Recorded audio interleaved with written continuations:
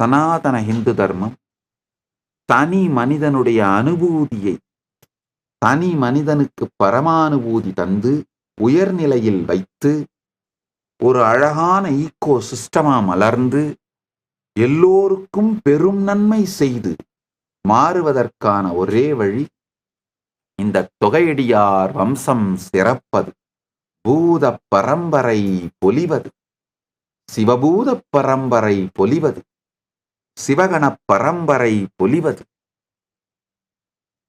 இந்த தொகையடியார் வம்சம் சிறக்க எல்லா திருப்பணிகளும் செய்வேன், செய்வோம்.